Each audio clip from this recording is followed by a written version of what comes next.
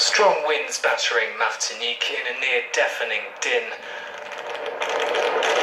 After Irma and Jose, islands in the Caribbean are back on high alert. This time danger comes from Maria, a Category 4 hurricane, as it continues to gain strength. With winds of 195 kilometers per hour, Maria is expected to follow the same path as Irma. Warnings have been issued across the region, including here in Guadeloupe, where residents are bracing for a tough night. I couldn't sleep last night.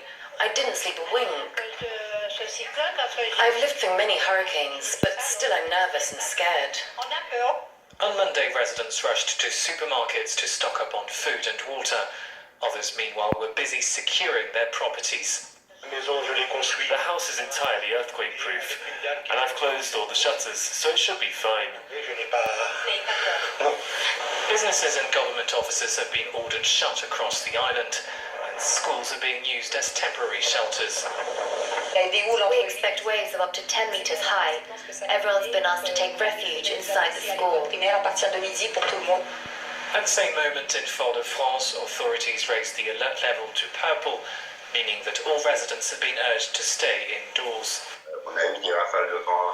So far, we have had wind gusts of about 120 kilometers per hour in parts of the island, and we're expecting even stronger winds as the hurricane gets closer.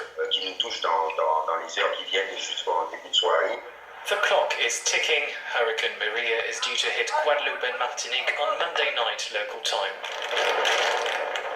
World leaders are preparing for the UN's annual General Assembly, which begins on Tuesday. Earlier, US President Donald Trump made his first speech to the United Nations during a special meeting on reform of the organization. Mr. Trump said the UN was being weighed down by bureaucracy and mismanagement, and said it could become stronger if all nations worked together. In the years to come, and it is a great honor through the bureaucracy, reform outdated systems, and avoid being beholden to ways of the past which are not working. In his first UN appearance as president, Donald Trump's focus for reforming the UN is clear: reducing bureaucracy and tightening the budget. We seek a United Nations that regains the trust of the people around the world. In order to achieve this, the United Nations must hold every level of management accountable, protect whistleblowers, and focus on results rather than on process.